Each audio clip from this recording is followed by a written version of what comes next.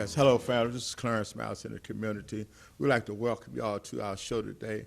This is, first of all, I want to say Happy New Year to everybody. You know, we had a fantastic year last year when it came down to the show. This year, we're gonna do some more improvement to our show, but most of all, we're gonna bring you great information that carried us through the year.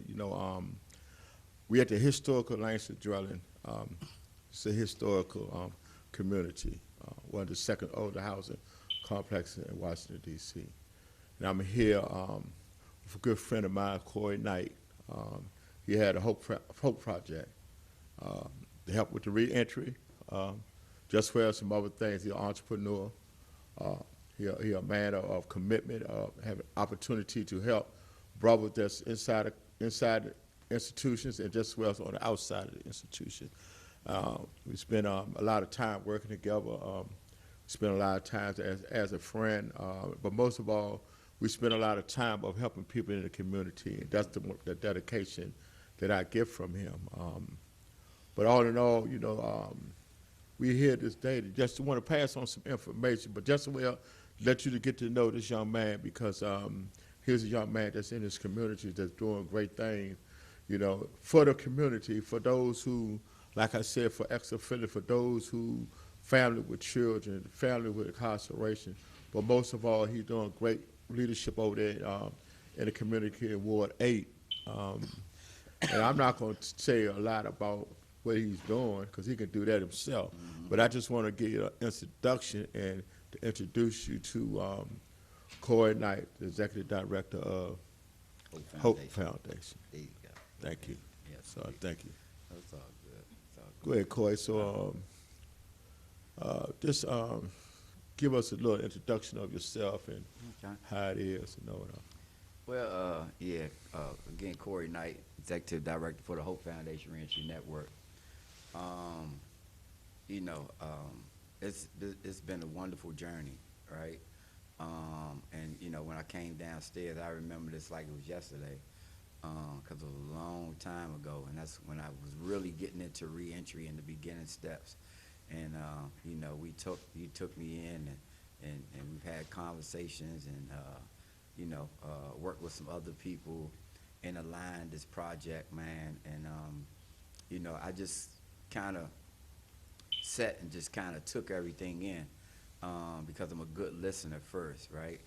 And when somebody's teaching me, my ears are up like a Doberman pinscher, you know what I'm saying? So, because I want to take in everything and then do an evaluation and an assessment on where I'm at and what I'm trying to do moving forward. And, in 2000, probably like in 2007, I came home from incarceration after doing 2.5 years again.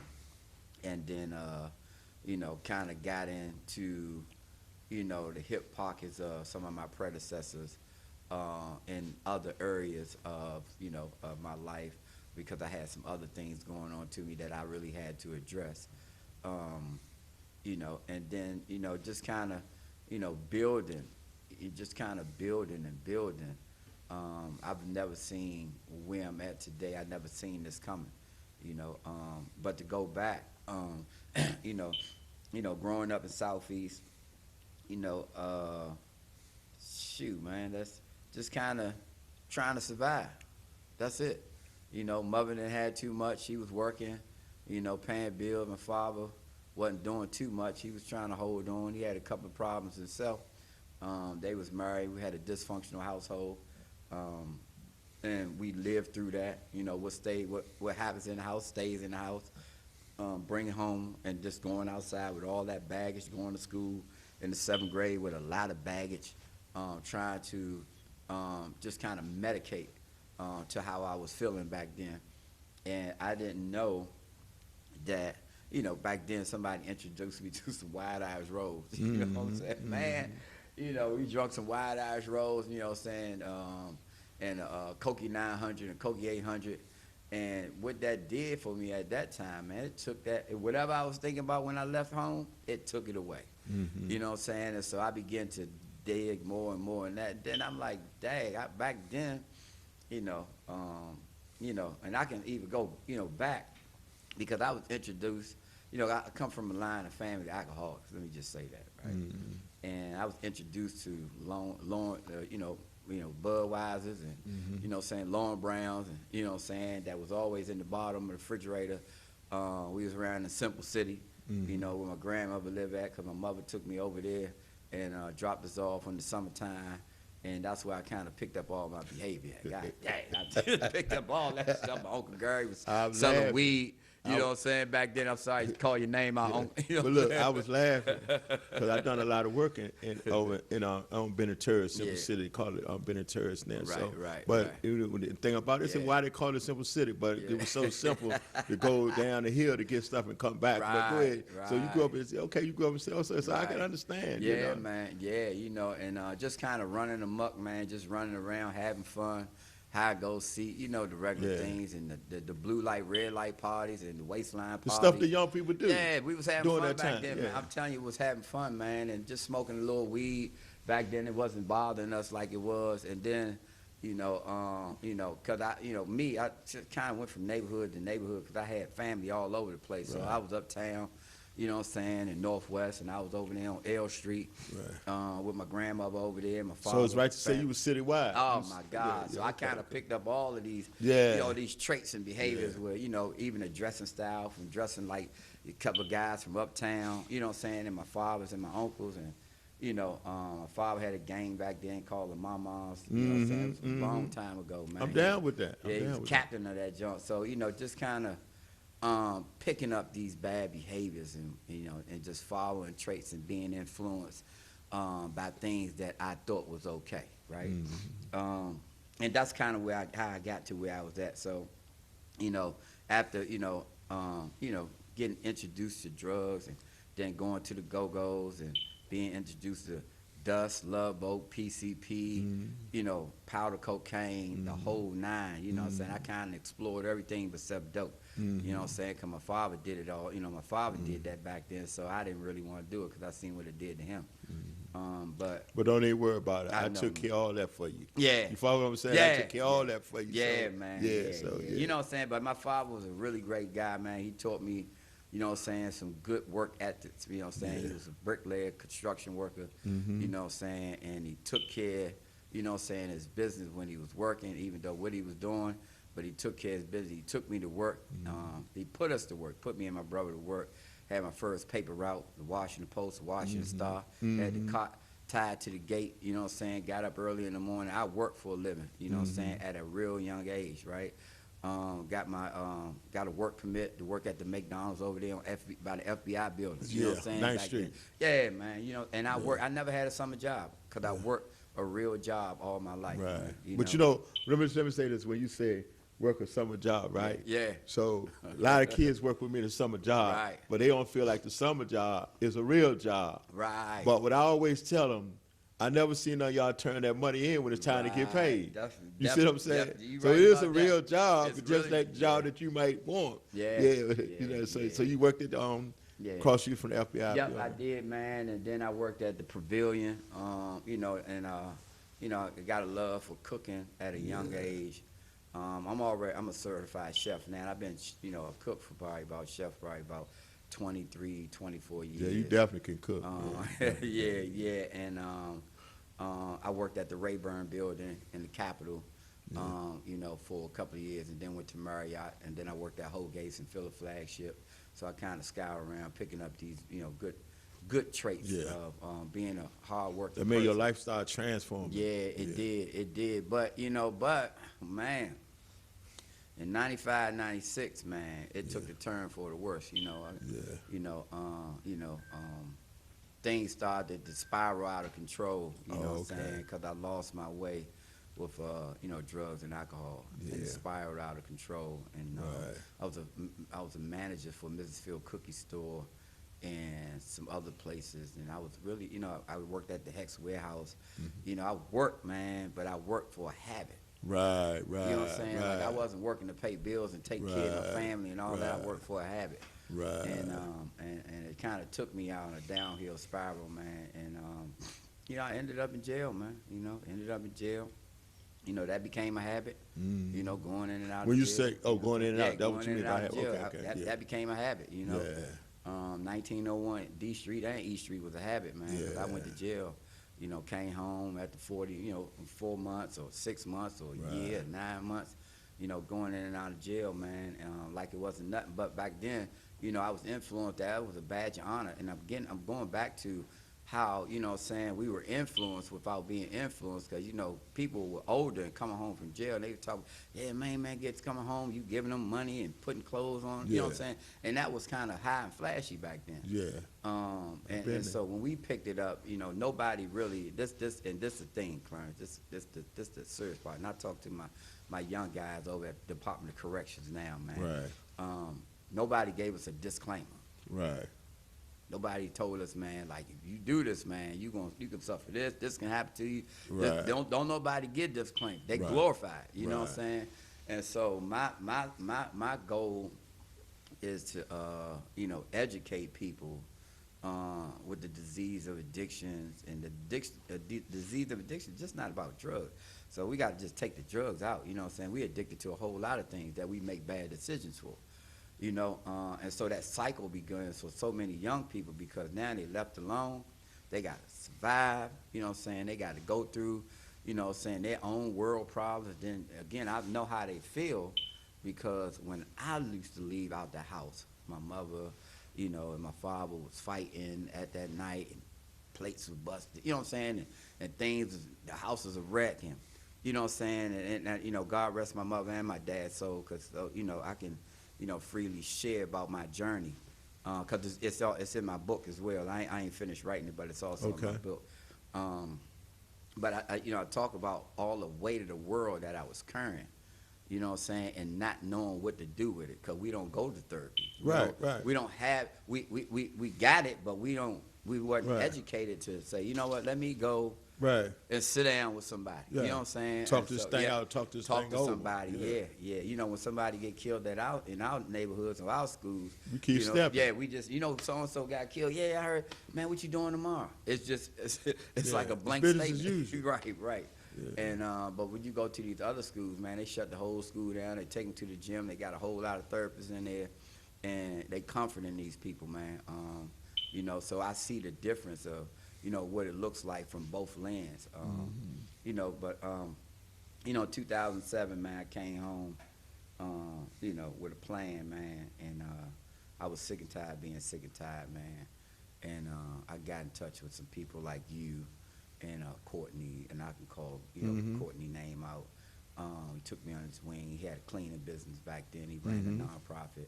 You know, I worked in his cleaning business, trying to find me a job at that time, and you know, working at KFC, man, and, you know, for minimum wage, and just trying to figure my way out, man. But what I did at that time, I stayed away from people, places, and things, and I disassociated myself. Anything that would influence me to do something wrong, I wasn't even going back that way. And still today, you know what I'm saying, now, you know, I can talk about it, man. You know, 18 years sober, man, you know, I disassociate myself from anything that's dysfunctional in my life, man. I can't do it, you know what I'm saying, because I'm never going to be drawn back to that. And then, not only that, just kind of, you know, when you're doing what you're doing, man, you know what I'm saying, like, we had to set the standards, and we have to be the models. And so we can't go backwards being a model for certain people, because, you know, if I end up back in jail, they going to look at me like I'm crazy. I've been working over the jail for 15 years, man. You know what I'm saying? So within that, right? Yeah, Because I heard you talk about Courtney. Yeah. And I you know, I sit back and I look back at yesterday, that when all of us was in motion to be doing what we're doing now with ex-offenders. Definitely. All of us in like in a little group together, you know. And I'm just saying, I'm like this, like the same way when I was in the street, you know.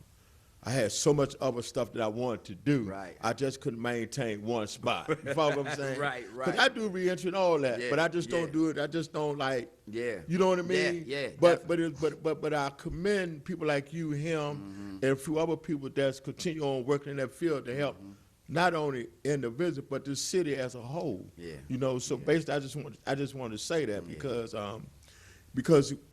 I know you didn't always start off in reentry. You follow what I'm saying? And I like what you said but what I want to ask is, through your transition, what made you want to transition to the turning point where the turning point where you start transitioning to? It was something that you wanted to do, or just something that happened, or was just something that's, just as you was working, you end up found a spot and a place that fits you. Right. So in 2005, I was rearrested. I was on the run, doing whatever I was doing, and they caught me. And then the crazy part, they caught me at Langston Lane, right up there off of 30, going towards Harford Street, 30th Street. And I was going across the street to Woodland, and the police station right there. I was standing at the corner at 3 o'clock in the morning, going across the street, had some paraphernalia on me, and the police was parked out front. And that was, they pulled up on me, man, looked at me, man, got out of the car, man, put his hands on my belt, called for backup, and they walked me back to the jail. They ain't put me in the car, take me around back. They walked me back to the jail. They put my hand on that scan. I already knew it was over. Yeah. At that time, Clarence, being on the run for about 4 months, how. No, you was tired when you. Man, when you put your hand down on that thing, I know you was. I already know you had to be tired. You know what I'm saying? I already know. It was, listen, bro. Weight fell off your shoulder. Man, I was like, whoo, man, I'm glad. Where y'all been at, man? You know what I'm saying? But I got that. They put me in the back. They didn't find what I had. They found some paraphernalia. They didn't find what I had. I put it in the toilet. I flushed it. I was like, I'm done, man. Yeah. I was like, man, thank God I'm done, man. You know what I'm saying? And so, they transferred me. I went back in front of Judge Leibowitz, man. She looked at me. They called her Judge Judy, man. She looked at me like, back again. You know what I'm saying? Face beat red. And so, she sentenced me to 36 months of incarceration. She was trying to sentence me to 6 years. She gave me a split sentence, half and half. She gave me 3 in and 3 out. I wrote a letter to her telling her about my problem, telling her I needed some help. She acknowledged the letter, and she put in my paperwork to go to a drug program. So I went to the RDAP program at Farrington, New Jersey. Then that was my journey for me. You know what I'm saying? And the same thing was going on like was in the streets. I stood tall. I was like, I ain't doing none of that. Right. I ain't on no homie time. You know what I'm saying? I'm not. Right now, man, I'm thinking about the mess I made. Right. Like I was really like. When you woke and the fog lifted, you like, man, I done made a mess of myself, man. I'm waking up, I'm 36 years old, and I ain't got nothing to show for. Yeah. And I got all the skills, I'm a licensed plumber. Yeah. I'm a licensed chef. Yeah. I went to school for business management. Right. I went to school. Yeah. I graduated from Spingarn. Right. You know what I'm saying? Like I went to school and did everything, and my lifestyle prevented me from being successful and going to the next level. 36 is a magic number. Yeah. I guess for you, but it's also a magic number for me. Wow. Because I came into the 12-step program at 36 years old. Oh, wow. Yeah, I was, my life was zero. My life had nothing but to go home to my mother's house to steal one more time. You follow what I'm saying? Before she didn't let me in that last time, I went, knocked on the door 3 times. She pulled up, I knocked on the door 1 time. She pulled up to the house, her house 3 times. Right. And the last time when she went in the house, wow. I said, well, I'm going to give her time to get herself together. Yeah. And she told me, if I wanted you in the first time, I would not roll around the block the first time. Wow. Can't you catch on? Can you take it? Man, by that time, I was a fallen soldier. Yeah. I had one more caper to do. Yeah. And you know how low that crack, takes you, man. Yeah. Yes, man, it took me where I was going to go home and just take whatever I could do for tomorrow, Definitely. And guess what happened? I got a blessing. Definitely. The blessing was she not let me in the house. Right. I got myself together. I was 36 years old. I left home at 16 being a man. Right. I came back home at 36 being a boy. Yeah. So 36 you Yeah, man, came in at 35, came in September, came to jail September the 10th. My birthday was October the 16th. You know what I'm saying? So I celebrated my birthday in the hole. Because back then, the joint was crowded. So I spent like 30 days in the hole with a Bible. You know what I'm saying? They brought the phone around. There was something wrong with my mother's phone. you know, I was worried about her, you know what I'm saying? Everything was just hitting me, man. I said, man, I can't do this no more, man. You know what I'm saying? And so I just kind of made a turning point. But the other turning point was in 2006, you know, prior to 2007, because I got out in 2007. But in 2006, because I don't do visits. I don't need a visit. I don't do visitation. It messes my whole You like time me up. too. Yeah, Yeah, like I me can't too. do it, man. And so my mother, you know what I'm saying, and this is something I think everybody can kind of, you know, contest to or think about. My mother got on the bus at Heckage Mall. Right. That $40 van. Right. That right over there, that $40 van took my daughter, you know, and paid for her and my daughter, you know, and they came because my daughter wanted to see me. And this the hit, Clarence. They took 4.5 hours to come see me for 1 hour, and then go back 4.5 hours. So they spent 9 hours to come and see me for 1 hour. That interrupt my whole time, right? Because when I seen my daughter, man, that joint just tore me up, man. And right then and there, I said, man, for real, I gotta really get it together. Yeah. I was like, nah. She was growing. She was 9 years old then, man. She's 27 now. Yeah. I was like, I gotta really get this together, man. I can't, you know what I'm saying? She went under me and hugged me, man. We took a picture, man. I still got that picture today, man. But it shift. That was the shift for me. Yeah.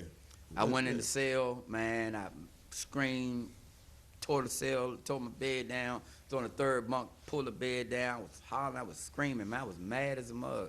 I ain't even gonna lie, man. Like, it really took something out of me. Do you think some of these guys that's incarcerated now feel the same way? Oh, yeah, they feel the same. But ego is in That's the way. why I asked the question. Ego is in the way. Yeah, that's why I asked the question. I expressed myself. Yeah, I ain't even yeah. had that ego, like, you know what I'm saying? Like, because I was in the program, in the RDAT program. So I was kind of going through a program phase. And so I was getting what I was trying to get when I was home back then, you know what I'm saying? And I was really getting it. So I came home with 2.5 years clean and sober, man. And then that was my journey. You know, I started in H&I, you know, hospitals and institutions, man, with a couple of guys from the Young People's Club, man. And they took me over to jail. I met Miss Betty Green over there. You know, the chaplain, Miss Betty Green. It's my baby. And after I finished speaking to them, she was like, "You want to come back over here?" I was like, "Yeah, I'll come back." Yeah. You know what I'm saying? Just crazy. Man, when I went in there, I was at home. Yeah. Well, I mean, I can relate. You know what I'm saying? I can I relate. went in there, I sat down with them, I was at home, man. Yeah, I can You relate. know, and at that time, man, I was talking, and I bust out crying, right? And I don't know what happened, right? But it just hit me, right? Like, God, man. A moment of clarity hit me, right? I was like, I ain't in this joint no more. And they coming to see me, right? And so we did that Thursday. Then she started letting me come in like every Thursday. You know, that every Thursday turned to Thursdays and Saturdays. That Thursday and Saturday turned into Monday, Thursdays, and Saturdays. You know what I'm saying? That Yeah, I used to go over there with you sometimes. I used to enjoy that I used to too. take you up. I used You to know what enjoy I'm saying? that. When You the know, that's all at the beginning. Right, You know, right. the beginning is that Definitely. you stay committed. I did, man. And that's the most beautiful Yeah, part about staying yeah. committed on a Man. journey where you really don't know what's on the other side. I didn't. You know, and Man. you know, this is what I love about life. You know, you build yourself up today, and maybe 3 to 4 years down the line, you can see the benefit. That's what I love about life. Life has so many surprises for you if you Right. just stay on the Path. You path, got to you stay know what I'm saying? focused, and you got to Yeah, stay committed. yeah, man, yeah. So and I'm saying that because this is what you do now. Yeah. This is a part of your lifestyle now. You into the reentry because you start going on name. But how did you get your opportunity to be total connected? Not only just visiting, just now you're employed there, right? So now with you being employed, are you able to take services inside of that on a regular basis that's meaningful, and you're able to hand-to-hand communication Right. with the inmates there All day, you know, every day, man. Yeah, so let's talk about that. And the reason why I say that is because it might be somebody that might have been in your program that might walk past and see, oh, that's Mr. Knight. Yeah, I You see get what that a I'm lot. Yeah, I yeah, get yeah, that a yeah, lot, man. yeah. Well, we're gonna get that. Yeah, man. We're gonna Wow, get that. yeah. Why? Because of we are Washington. So we make an impact. That's also. what I'm talking about. We touch people's right. lives, man. So you know so what I'm saying? so when you did that, how did you feel when you first, not when you just started beginning, but when you first noticed that you're gonna be in it to win it? Yeah. So I was doing plumbing work, and every day after I leave my job, I get off like 2:30. Every day I leave my job, I'm in the jail at 5 o'clock. Right. Every day. Right. Like every day I had somewhere to go. Right. In the jail. Right. And so that was the relationship and the rapport that they allowed me to be. Right. Because I stayed consistent and committed with them. Yeah. And I wasn't one of them other people that just come sometimes and then just Right. fall off, Right. whatever case may be. And then I would begin to be more creative Right. in the things that I can do. But let me say this though, Clarence, I started off, just speaking. Right. And then I said to myself, I started to invest in myself. I got trained in parenting, so I'm a certified parenting instructor. Yeah. I got trained in anger management, so I'm an instructor for anger management. Right. I'm a life coach. Right. Certified professional life coach. Right. I've been trained in. I'm a recovery coach. Come on. You know what I'm saying? I do, a little wellness and financial literacy and Right. wellness. But I was able to kind of take my skill set in Yeah. there and then begin to use the skill set. Right. And we birthed the Hope Foundation. That, again, Now you're talking. Now Yeah. you did what? birthed the Hope Foundation. Okay, come on. You know what I'm saying? And, got, tied up. That's when you all supported me, man, with that $10,000. You think I was? But check this out. Yeah. But I remember. But you remember. Right. But if you think about, Right. you remember when we were first trying to get the name. Yeah. Trying to get the name, Yeah, and you came yeah, up with. yeah. You came up with it. You see what I'm saying? Yeah. And you kept, and then you was making T-shirts. Yeah. And you was trying to keep it. Yeah. And Flies and everything, man, listen, you know? that's I say that is because that's one of the most beautiful parts when you see a seed being planted, Right. and then you see it blossom. Yep. Yep. You're a seed, and you got a seed. You did something, there's a Right. blossom. Wow. So, but look, so what we're gonna do is we're gonna come back on the other half, Okay. and we're gonna take a pause for the cause, Okay. and we're gonna finish this here with something that that's very important to the community. Yes, indeed. All right, thank All you. right. This is Clarence Miles in the community. Kim, I'd like to welcome everybody to Clarence Miles in the Community show. This is at the historic Langston Dwellings. Clarence Miles Community show. Today we have good brother Corey Knight from the Hope Foundation, a guy who's really been doing some exciting things in the community. I don't really have to introduce him that much to y'all because he's doing a great job introducing himself. But I do want to talk about when at the beginning of your starting your organization, Right. and how did you get started, and what was the things that you did moving forward? Hey, Clarence, people were, they was so in awe back then because I used to carry a folder now.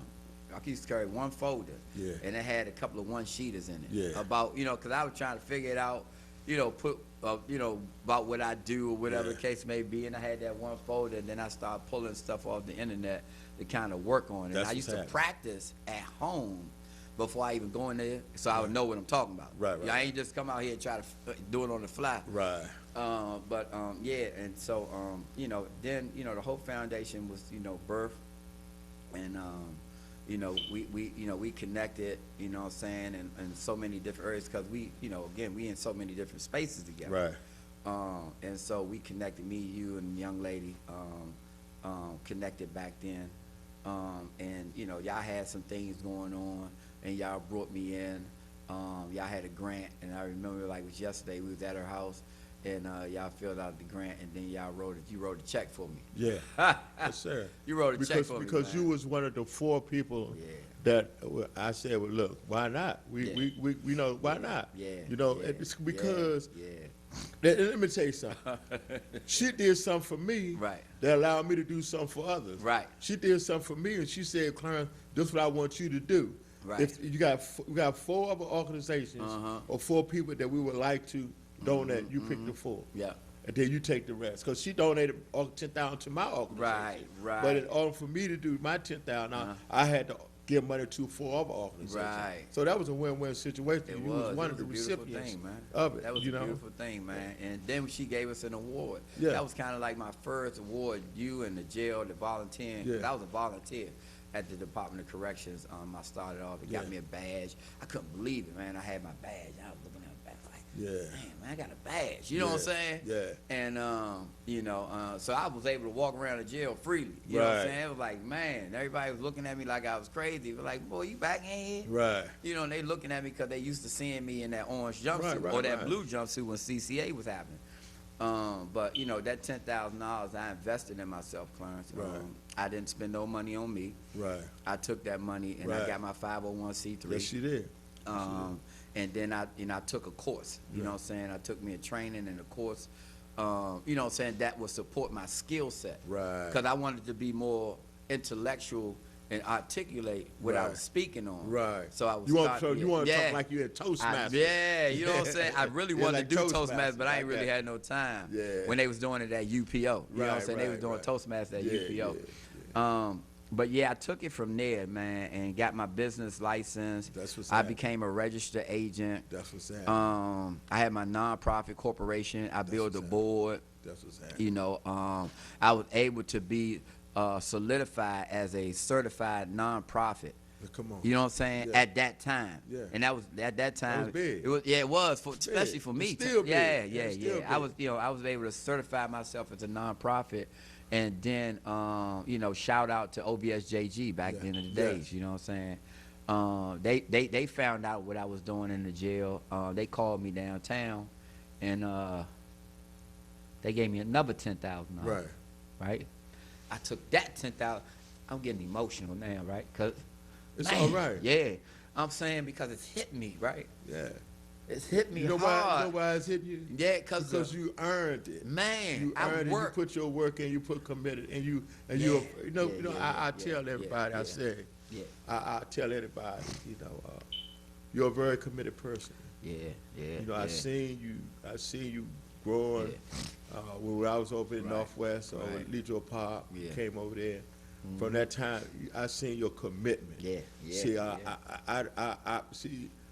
I'm a person like this. Yep. If I see the realness in a person, regardless of what, Yep. it's the commitment. Yeah. Like this community here where I'm at, Yeah, I'm yeah. committed to this Yeah, community. you've been here for the a work that I while, do with my yeah. organization, Yeah. I'm committed to my That's community. it. I'm not motivated by the $1.50 Right. that the government or private firm give me because I'm committed. And you are very committed. I would tell anybody around the world, I would tell you that I know that you committed and you earned all the good things that's coming to you within your life. I was volunteering for 5 years, Yeah. Clarence, before I even got money. You know what I'm Right. saying? I already And know. I was getting shoestring budgets here and there, Walmart 2,500, little places people were donating to me or whatever, and people were going online when I opened up my Facebook page and they Right. donated to that page. I took my own money because I was a plumber. I was making a little Right. change, and I would donate to myself. Yeah. But yeah, at that time, OBSJG, I'll never forget it. And when you say that, because some people may not know what Office of this Victim Justice Grant Administration. Right, yeah. And this was back in 2010. This Yeah. was in the beginning stages of, re-entry and Yeah. all of that stuff. This Because everything wasn't, was just start birthing for real. yeah, it wasn't like Yeah. now. Like Yeah. now, it's like, man, Yeah, right? this This is was in, man, we were really in the, Yeah. you know what I'm in saying? the beginning Yeah, stage in the- of trying to mold it. Man, trying to mold it, man, trying to ground it and mold it, in that space. And I took that money, and then I went, and then I was about to pay for a parenting training at Howard University. It was 5-day curriculum-based training. They gave me the curriculums, they gave me books. But when I got there, right? What's the church on Rhode Island Avenue? What's the About Calvary? yeah, Mount Calvary, right? Mount Calvary, they had a treatment place up Yeah. there. And so I was working with a young lady up there, and she was like, somebody said they got sick. She was like, I got a slot. You want to go? I was like, yeah. I took off work to Right. go to that training, you know what I'm saying? Right. Because I knew it was going to benefit me. Now, when I went to the training, it was clinical people there, psychiatrists, professionals, you know what I'm saying, drug you know, it was all these people, and I was the only person from incarceration and recovery that was sitting in there. Right, right. And there was a purpose for you to be It there. was, you know what I'm saying? Yeah, that was the purpose. And that was my first kind of setup, man, where I began to really stay home and study the curriculum that they gave me, Mm-hmm. right? I studied that curriculum. Then the lady, she invested in me so much. They gave me cases of books because I passed them out, and I was running Right. I was running the parenting program inside the jail. I do a parenting program now, but I remember like it was yesterday. I used to do this curriculum-based effective black parenting for black men in the jail. But now going back to like, and I'm gonna bring it up to speed because there was some wonderful years being able to get to where I'm at today. Yeah.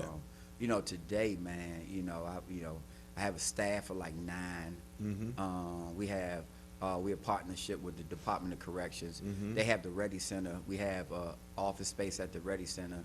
We're a fully focused, committed entity inside the Ready Center, so we welcome people. So we do a lot of inside out. Mhm. So when they working with me on the inside, so when they come home, they come straight to the Ready Center. Right, right. We give them what they need. We do a lot of training. We got a virtual program. We got we got groups that we do.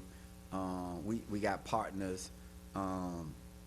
We're just connecting the dots where we became a broker of resources. And I mean, Come on. I went around and had meetings and sit downs and lunch with so many different people. That's right. Just to kind of partner with, you know what I'm saying? And it wasn't about anything. It was about sharing the resources back then. Mhm. And that's what it's about. It's about the resource. It really ain't about the money. Right. Because the money will come. Right. You got to do the work first. You do know the what work, I'm saying? and everything else gonna fall in place. And if you do it with passion You and ain't gotta worry commitment, about it. You ain't gotta and it's worry a about it. spiritual journey, Yeah. you know what I'm saying? And I'm spiritual. And you say, man, if you take care of my business, I'm gonna definitely take care of yours. And that's that's been embedded in me. Like, if you take care of my business, Corey, I'm gonna take care of your business. So with that, Yep. because we're more coming up to date Okay. now, because you talk about people inside Yep. incarceration, Yep. people coming home and still getting the services that they need. So let me ask you about what's going on with our young folks. When we talking about, because we know a lot of our young folks is getting incarcerated. Man, yeah, A lot of young folks are doing cars Carjacking, and yeah. a lot of still walking around with their pants hanging down. And we're talking about how do we continue on reaching our young kids Right, that's right. really through incarceration. Parents is not in the home. Right. Uncle, father's not in the home. What is some of the information that we can share Right. with some parents that may be coming So- past this at this moment? Yeah, so so what I do, we did Christmas on the Inside, as you know, we work exclusively with children of incarcerated parents. It was a bill put together by Councilmember White, Tony Lewis, and so many other people, right, that kind of help create that bill. And we understand that the most vulnerable population is the kids that have a parent that's incarcerated. So my entry point was when I was able to really build a rapport and relationships with the person that's incarcerated, so I can go to the house. Now I get to affect the whole home. You know what I'm saying? I worked at Congress Park, at the Malcolm X Recreation Center, and I was like a family member. I was like more of a parent, co-parenting when I was up there, because I ran a youth program in there. I started a landscaping business. We had a landscape And the water business. water company. Yeah, we had the water company. I still got the water company. That's another conversation. But we started a landscaping business because most people couldn't get a summer job. Right, right. So we put them to work. Yeah. Same thing you said. Right. We put them to work every day, but they had to come to class every Tuesdays and Thursdays Right. in order to work Friday, Right. Saturday, Sunday. That expanded. I took it to a whole nother journey, man. We were, we were passing out flyers. I put them to work. I was like, we're gonna knock on these doors, pass the flyers out. We're gonna ask these people, can we adopt your yard for the summer? So let me ask you, you said you did what? I created a flyer. I took the kids and I bought a pickup truck. I put them all on the pickup truck. Uh-huh. We went around out in Maryland. We went all over the city. Knocked on people's doors, introduced ourselves, and we asked everybody in the neighborhood and in Maryland and wherever we went at, can we adopt your yard for the summer? That's what made me say, what did you say when you say you knocked on the door? I knocked on the doors, man. See, because I'm in the neighborhood here in Langston. Yeah, You got yeah. over 500, residents. Right. And you ask people to give out information. Right.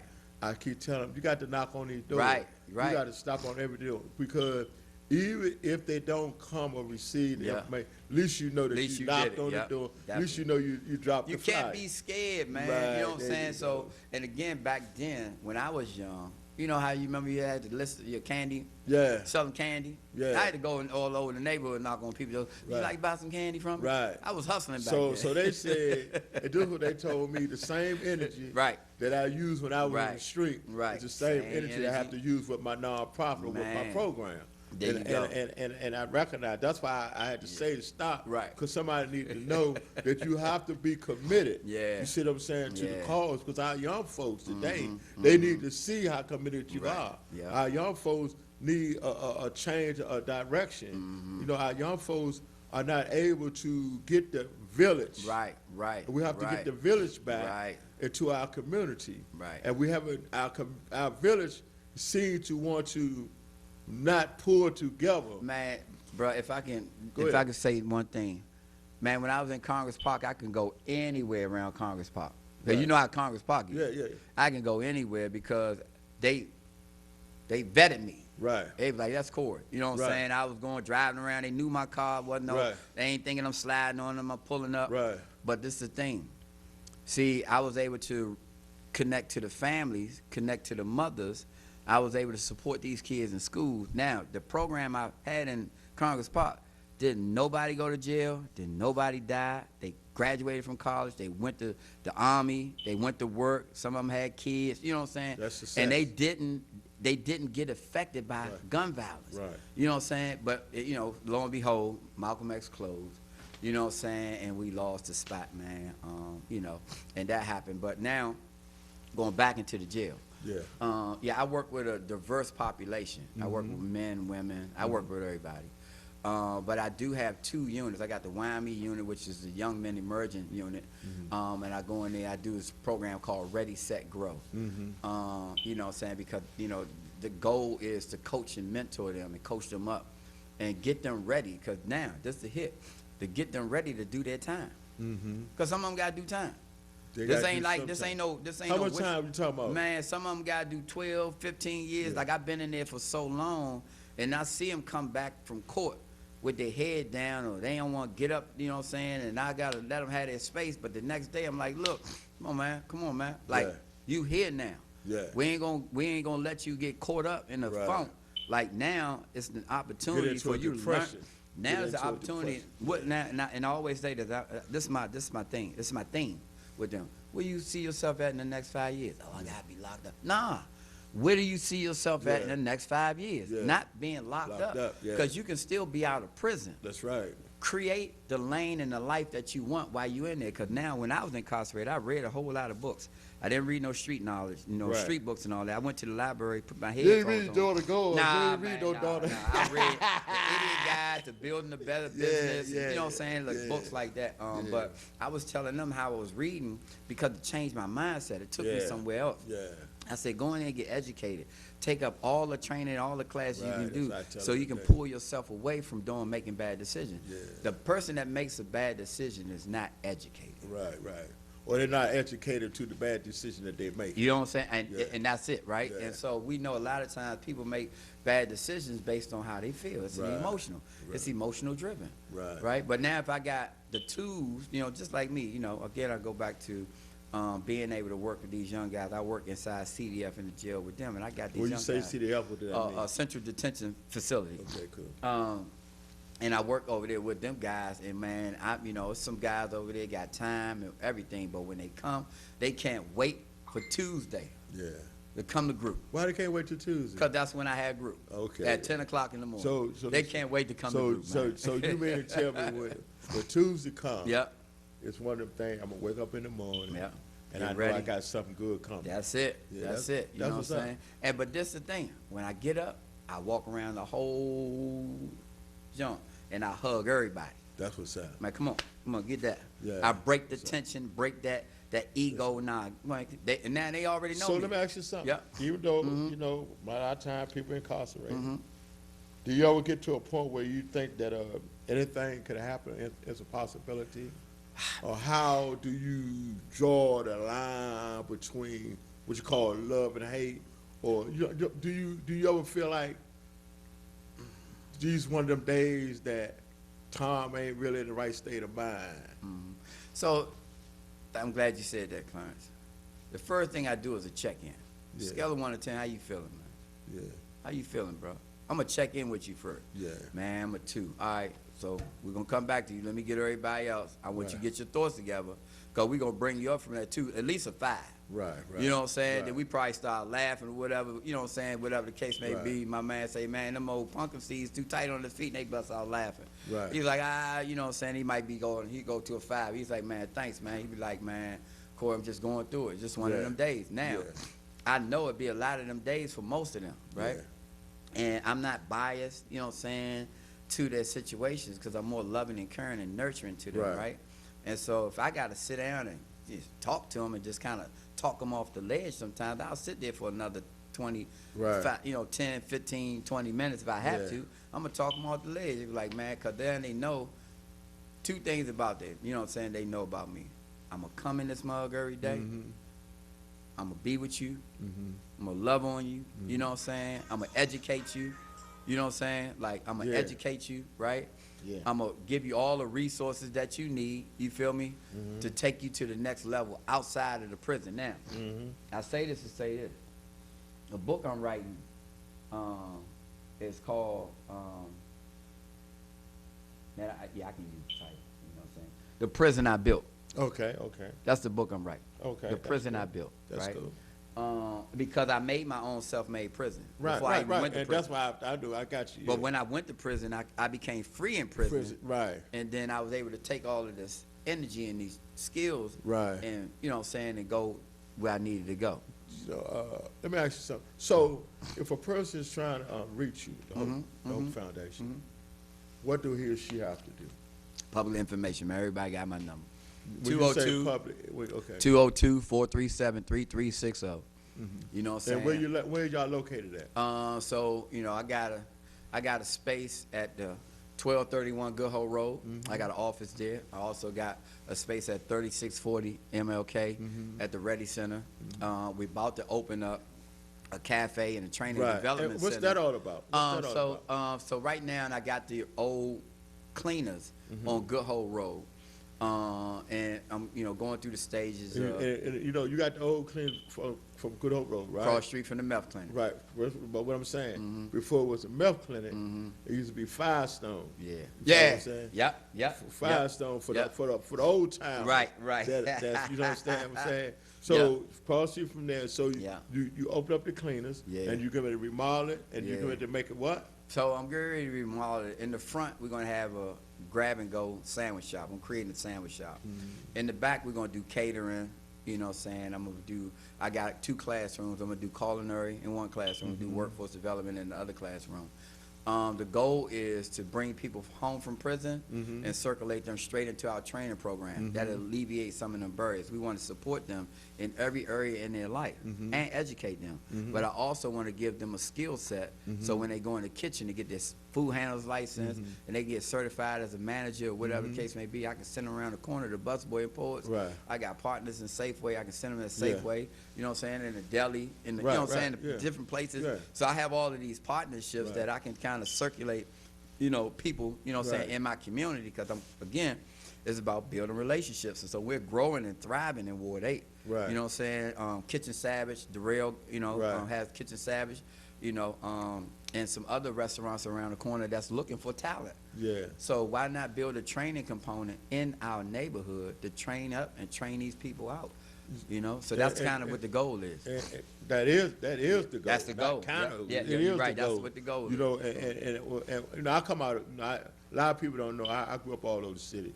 I grew up on 16th and V for almost 20, 30 years with my Right. grandmother. You know, back and forth. I went to Kramer. Right. You know what I'm saying? I went to Ketchum. Right. You see what I'm saying? Right. I played baseball and football with St. Teresa's. Right. You know what I'm saying? So Right. you know, I went through the backwood from off of Good Hope Road all the way over to Stanley Road through the park. So That's right, I that's am. right. I played up on Frederick Douglass home. Yeah. You know all that stuff. So, but a lot of people really don't know because I'm always been in Northwest and Northeast. But Right. my parents did. My aunt lived in Sarah 1200 Delaware. I grew up. You know what I'm saying? So Right. I have a great avenue on what. But what I'm saying is that I see now from our generation. Right.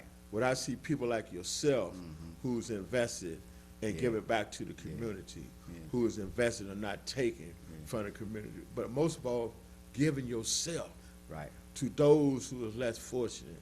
Man. You know, so I just want to thank the Hope Foundation. Thank you, man. You know, I want to You know, thank I you got this is for saying. being the person that you are today, and I'm looking forward for bigger and better things for you. I'm always looking for bigger and better things for Yeah, myself too. yeah. But I also like to love on other people just as well as myself. Definitely, man. Yeah. Definitely. So do you have any closing remarks? Because this is Clarence Miles in the community. And we Yeah. just want to just give you opportunity just to give us a couple of more seconds or a couple more minutes of where you at. And just don't forget to leave your telephone number one more Right. time. Yeah, one of the things I like to say, man, is, and I think you know this, man, that we say, the only way to keep what we got is to give it away. Yes, sir. So I got to continue to keep giving this away. That's the only way I can keep it. Yes, sir. The other one I like to use, and I always use it for most of my clients, man, and the people that I'm connected to, is to create the life you want so you can stop living the one you hate. That's right. And if you hate the life you living, then create you another one. That's right. That's right. And I was able to hate the life that I was living, and I was able to go into other spaces and places and create a whole different life, man. And guess what? And I didn't like the way I was living. Yep. And I did something different. A geographical change, man. And the geographical change is here. It Right, ain't even right, nowhere. right, It right, ain't going right, nowhere because right, I take me wherever I go. Right, right. It's a geographical change here, man. I want to thank you for having me again. You know, it was really great talking to you, Right. catching up, reliving the moments of building where we at, man. I think it was a perfect conversation, man, to really just kind of help us to understand, man, just if you stay consistent and committed in your dreams, they will come true. Yeah. You know what I'm saying? They will come true. So don't leave 5 minutes before the miracle. The miracle is right around the corner. I've been smiling, I've been laughing. You know, I've been doing my TV show, and my second show I did, no, my third one I did. I said I was talking to a guy. I said I wanted to do a closing line, right? And I didn't know how they can go about doing it. Yeah. You know, and Grace fell in my lap. You follow what I'm Yeah, saying? yeah. And when it fell in my lap, it's, you know, I had a brother who had done me a couple of logos. Just told me the other day. He said, "Man," he said, Clarence," he said, "I really appreciate what you done. You know, took your stuff to a whole different level. Definitely. Matter of fact, you went farther than I thought you was gonna go. But how I got where I was at, because of him, I'm trying to get him to do certain things. He wasn't moving in the direction. So I had, so Grace fell in my lap. So it helped me to extend, and I appreciate him for just doing that for me Right. to get that opportunity. Definitely, man. But it took a village. Yeah. So I woke up one morning and I realized I'm 66 years old and I'm still allowing the village to help me That's right. to get to that next level. It's At important. 66 years old. It's important, Yeah, man. yeah. You know, you can't go on this journey alone, man. Right. You know, I've been on this journey, man. I'm 55 now. God's grace and mercy, man, you know, saved me, man. You know what I'm saying? And it kind of added more years to my life because now I'm living a healthy and productive lifestyle. So it added more years, you know. Yeah. I'm balanced. I'm going to therapy. I go to therapy. Yeah. You know what I'm saying? I take care of my mindset. You know, I take care of myself. Right. Because I deal with people all day, so we have to take care of ourselves, man. You know, you become the most important vessel, and so you got to take care of people. You know, Brother Jack told me, he say, Clarence, since you're out in the community, working with the community, Mm-hmm. you need just as much help as the people that you're helping in the community. Definitely. Yeah, and I never forgot that. Yeah. You know what I mean? And I never want to take it lightly. You know what I mean? Because people take so much energy from me. I'm drinking electrolyte. I'm drinking electrolyte. 'cause I got people cranberry juice take in here, so man. much energy from you that if you're not mentally stable or ready, you won't be able to deal with the people that we serve. Yeah. And we have to keep a cool head because some of the people really don't want our services. Yeah. And even though we keep coming back, they Yeah. still don't want our service, but we have to still be that day when they say, well, look, I want your services. And you know, I'm glad you said that because a lot of people don't want what we have. Ego and pride, you know, get in the way most of the time. Yeah. But what I found out is, again, being committed, right, to this process. I just get people to buy into a new way of life. Yeah. That's Yeah. it. I'm gonna get you to buy into it because I'm like, look where you at. Yeah. I've been there. Right. I'm telling you, look, just try it. If you don't like it, you know what I'm saying. You can easily go back. A perfect example. Earlier, you seen a young man. Perfect example. I've been working with him Yeah. for some years. Yeah. But the new way concept is that it's not an issue. Right. We know it's an issue, Right. Because you're coming in and out. You're coming in and out Yeah. in institutions. Yeah. And you know, and you still working your way back to this Yeah. because you never follow the rules and regulations that's given to you. Being It's in one of the compliance. things is getting therapy. Yeah. One of the things is going to a 12-step program. Mm-hmm. One of the things is staying compliant. You don't stand, but you keep finding yourself in position, and you come home and you does the same thing. But I have not gave up on the Yep. individual. Yep, we You don't see give what up. I'm saying? I haven't gave back up on it, but what I have done, I have cut back on some of the things that I'm trying to, because I might want him to go to the 12-step Right, program. right. But if he don't want to go, I'll just be the one just want him to go. That's it. And I can't get mad at him Nope. because because everybody's not going to buy into a new way of life. Nope. And guess what? And sometimes people get tired of the old way of life. I know. So until they get sick and tired of being sick and tired, Yeah. then but sometimes as a person, it ain't got to be as a man, but as a person, same way that the power did for us, it could also It do will. for him. It will. It'll shine some light. Yeah, so- One day. Yeah, You know what I'm saying? One day. Yeah. We just hope it don't be too late. yeah. Yeah. That's it. Okay. Because we lost a lot of people last year. Yeah, man. A lot of times we just want to just address the little issues, and I also want to address something about the young kids. I and got you. stuff like That's, that. I got two juvenile units that I can really, kind of talk on. I just want Mr. Knight just to give us the last information on Right. his Hope Foundation. Hope just as Foundation well Mission as Network. the email and the telephone number, and just see where people might want to write it down. Okay. Kinda see Okay. it, Definitely. So the Hope Foundation Reentry Network is the primary company's name. My email is hfoundation2013@gmail.com. hfoundation2013@gmail.com. My phone number is 202-437-3360. Again, 202-437-3360. It'll be easier if you text me and just identify who you are and where you got the number from, and then I can follow up with you. Thank you. Again, my name is Clarence Miles, and also you can reach me at 240-468-2561. I want to thank you again for being Thank on you, man. Clarence Thank Miles you for and the having me, Community Show. Clarence. I really appreciate it. And don't let this be the last time. Oh, nah, man. You We're know going what to I mean? come 'Cause back, we man. still have a whole lot that we can Man, touch we're going to come back and we're going to talk about the grand opening, you Yeah. know what I'm saying? And we're going to talk about the moves that we making and the kids that you're going to bring over there as well. Cool. To make sure that they can get some of this training as on. well. Okay, man. cool. Okay, Yeah. good. So we want to thank you again. We signed off this Clarence Miles Community Show, and want to say again to everybody, have a happy New Year, and Happy look New forward Year. for our next special guest that we'll be bringing in the next 11 months. Thank you. All right, peace. Thank you, man. That is all love. Yeah. That was a good conversation, man. You Oh, know yeah. what I'm saying? See, some of the Yeah. things you ask, and Yeah. I ain't got to answer. Right. You know what I'm saying? Yeah. Like it's a normal conversation. Right, So we right. got the chemistry anyway. Yeah, Clarence, so you know? that's what I'm talking Yeah, about. man. We got that chemistry Yeah, so- anyway, man. And so that's the building point, Even like that money.